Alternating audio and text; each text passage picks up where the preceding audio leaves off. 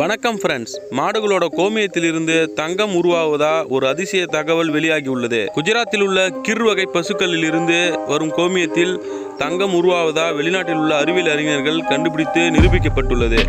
இந்த வகையான மாடுகள் அதிகமாக இந்தியாவிலே குஜராத் பகுதியில் தான் அதிகமாக காணப்படுது. இது நம்ம இந்தியாவோட பாரம்பரிய மாடு.